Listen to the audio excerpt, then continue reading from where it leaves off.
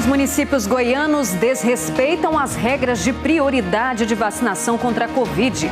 Uma dentista da rede particular e idosos que não estão em abrigos receberam a Coronavac. E o Ministério Público entrou no caso. O número de doentes da Covid deve ultrapassar o pico registrado em agosto. Especialistas alertam que a taxa de infecção voltou a crescer mais rápido. Um caminhão carregado de porcos é roubado, mas atola na fuga e os suspeitos são presos. Então vem, gente, que o Jornal Anhanguera já está no ar.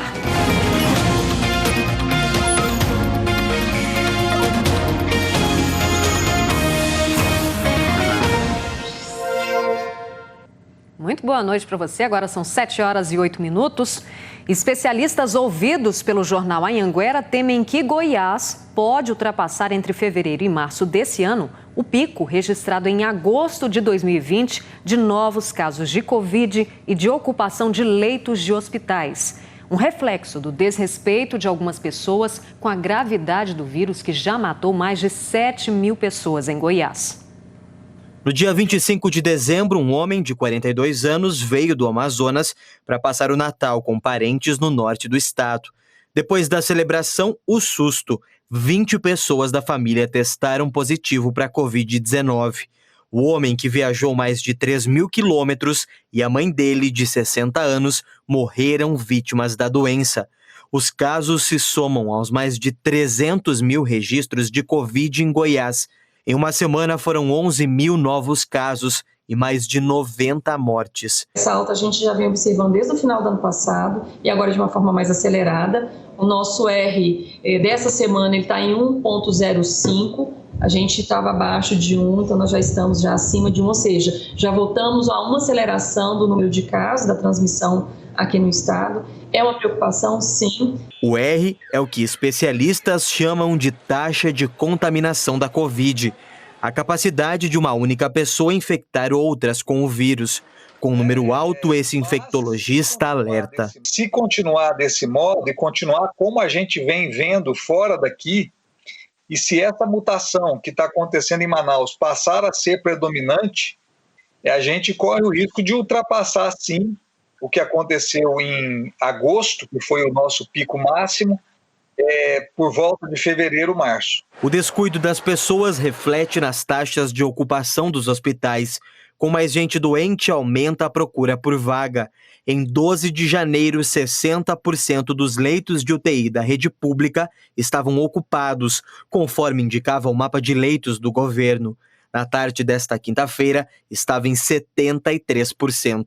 E a ocupação dos leitos de enfermaria pelo SUS também está crescendo. Hoje, mais da metade das vagas está ocupada. A preocupação é grande ainda com os hospitais particulares que atendem pacientes com Covid-19. Esse é o site da Secretaria de Saúde, que atualiza quase em tempo real as informações pelo estado, inclusive dos hospitais privados. Agora são 5 da tarde dessa quinta-feira. Mais de 75% dos leitos de UTI destinados à Covid nesses hospitais estão ocupados. A Secretaria da Saúde já pensa em medidas para evitar a superlotação dos hospitais. Para você ter uma ideia, do dia 1º para cá, nós aumentamos de forma sustentada praticamente 1% por dia.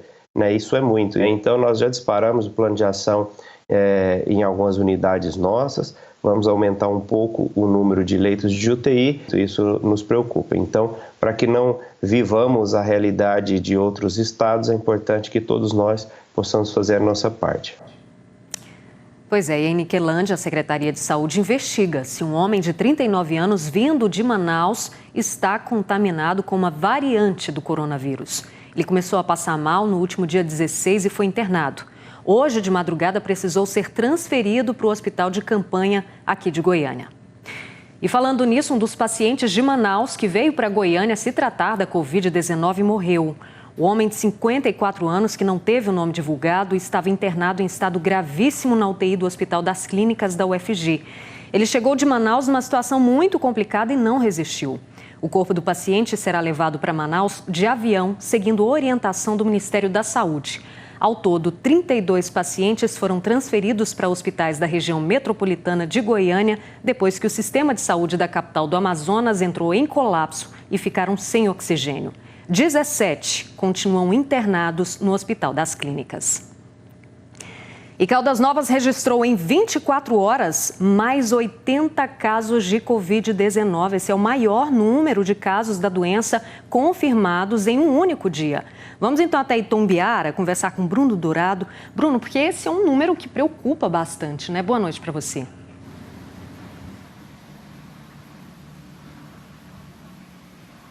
Preocupa demais, viu, Rosane? Boa noite para você e a todos. É a segunda vez que a cidade das Águas Quentes registra recorde de novos casos na média 24 horas, ou seja, num único dia lá na cidade. O primeiro recorde foi há 2 semanas, quando a cidade registrou 62 casos da doença.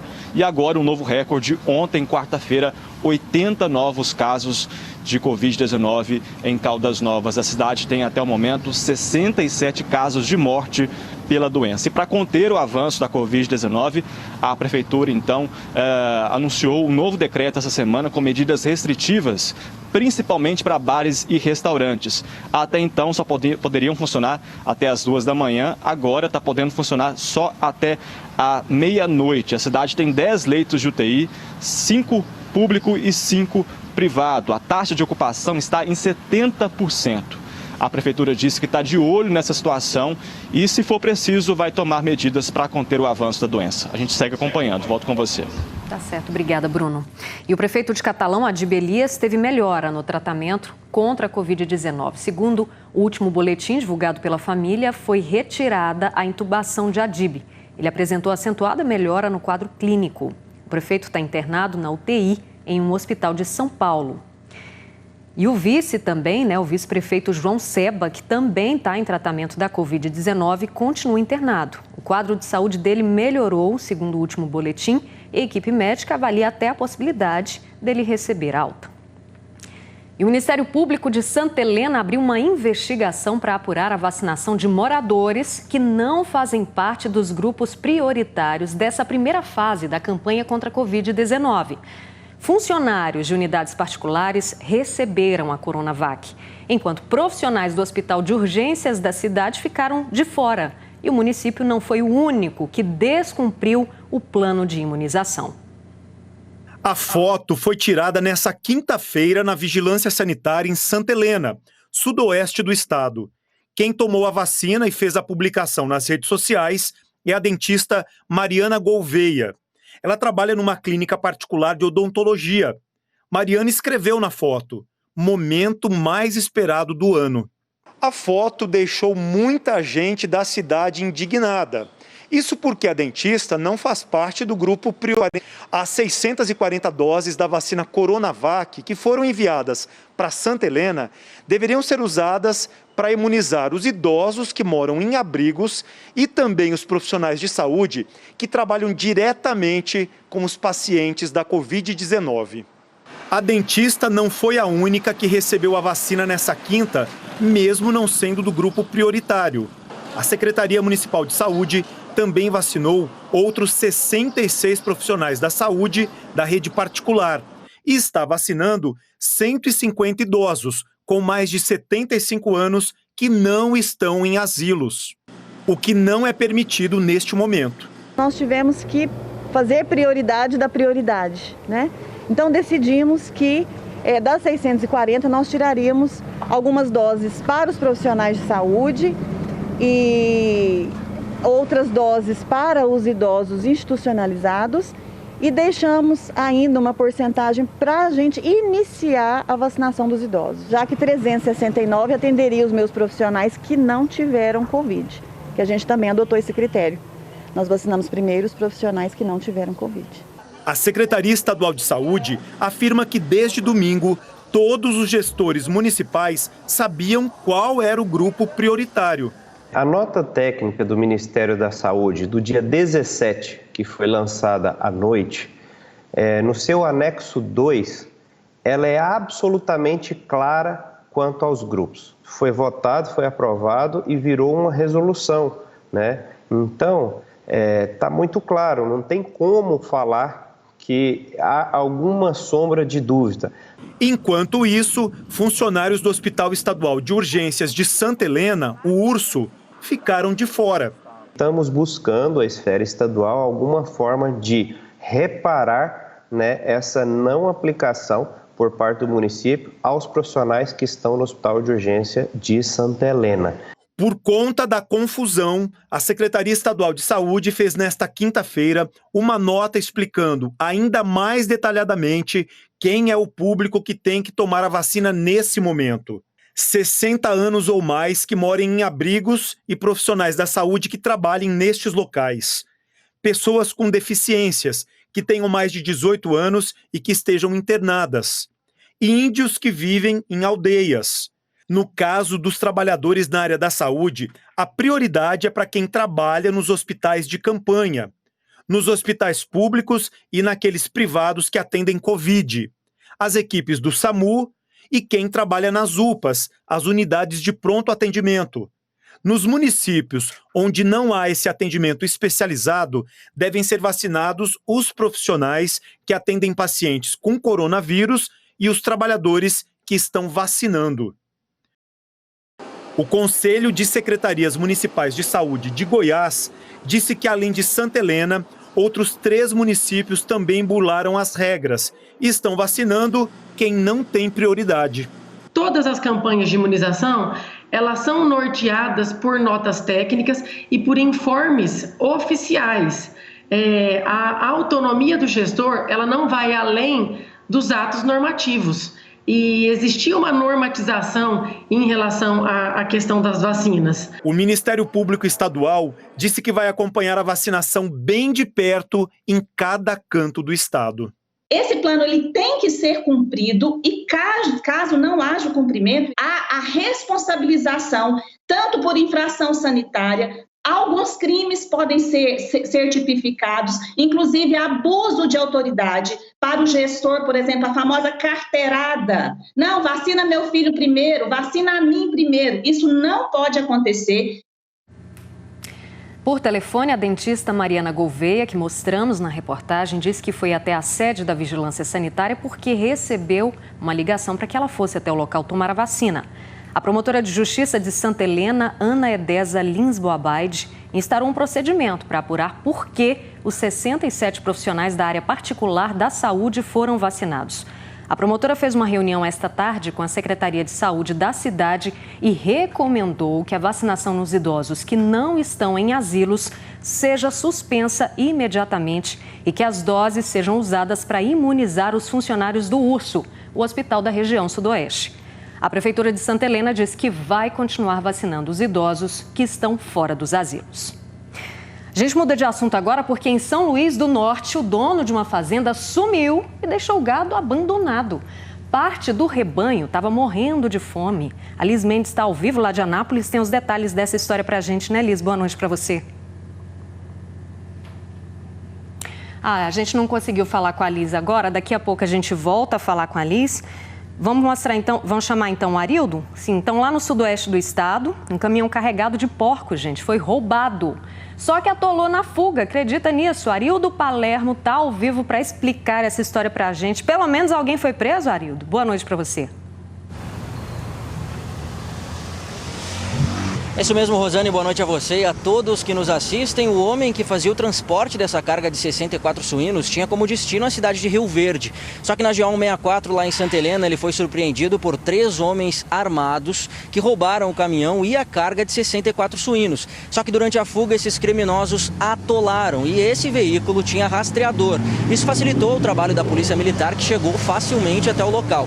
Chegando lá, encontraram um menor de idade de 17 anos fazendo a segurança do veículo e logo depois chegou um homem de 55 anos com várias passagens pela polícia por furto e roubo. Esses 2 teriam participado, desse roubo, desse crime e foram levados até a delegacia de Santa Helena, onde estão à disposição da justiça. A terceira pessoa envolvida no roubo conseguiu fugir lá pela zona de mata e a polícia segue procurando eles. Mais cedo nós estivemos lá, eu e o cinegrafista Enéas Costa, e nós nos deparamos com essas imagens que vocês veem aí, os porcos amontoados, alguns brigando ali pela sobrevivência, enquanto a situação não era resolvida. A Polícia Militar encontrou ainda com esses suspeitos placas falsas, celulares e uma arma de fogo falsa também que teria sido usada para roubar o caminhão. Rosane, com você. Que situação, Ari. Obrigada pelas informações. E a seguir, 2 casos de agressão a mulheres no Vale do São Patrício. E depois de 10 anos, o aeroporto de Santa Helena começa a funcionar. Agora são 7h22, sai daí não. Já já eu volto. 7h24, estamos de volta. Um caminhoneiro foi conduzido à delegacia em Corumbaíba, no sul do estado. Ele estava tentando entrar no estado com mercadoria sem nota fiscal. A gente vai ao vivo, então, conversar com o Bruno Dourado, lá em Tumbiara, que tem detalhes desse caso, né, Bruno? Boa noite para você.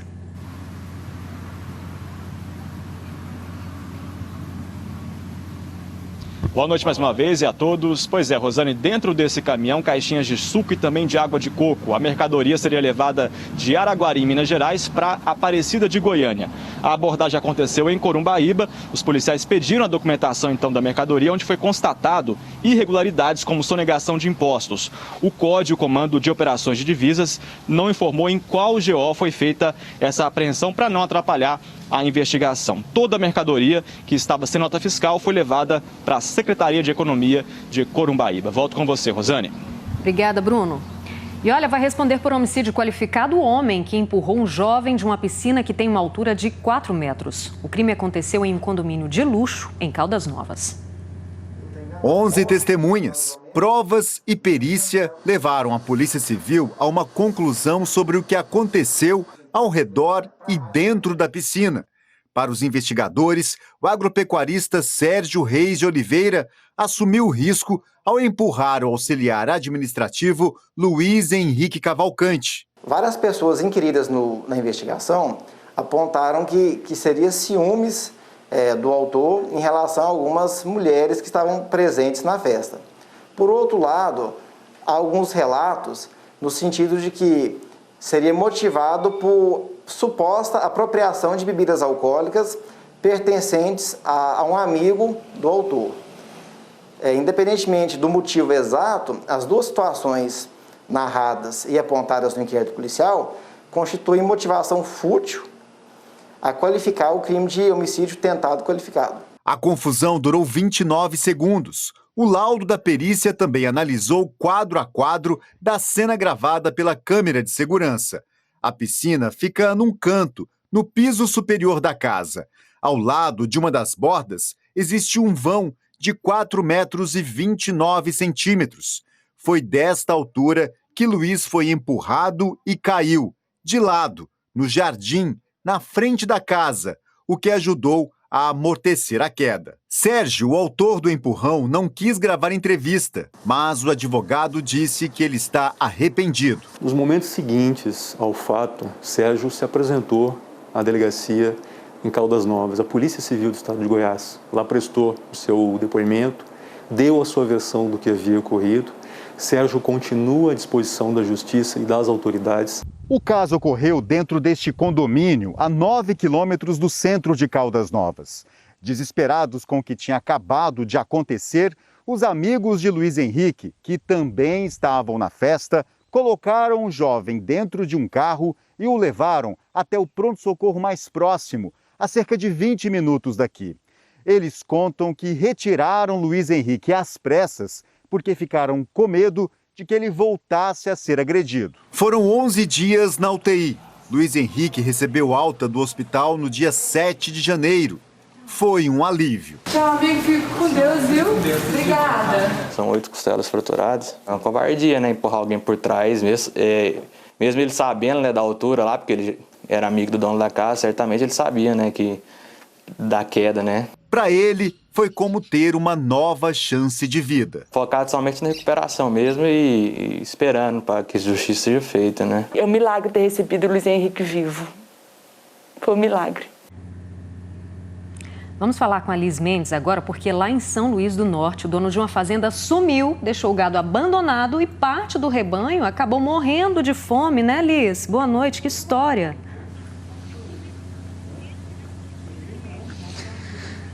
É isso mesmo, Rosane. Boa noite para você, boa noite a todos. Esse homem, inclusive, ele está sendo investigado por maus tratos, que teve a pena agravada, né, no ano passado.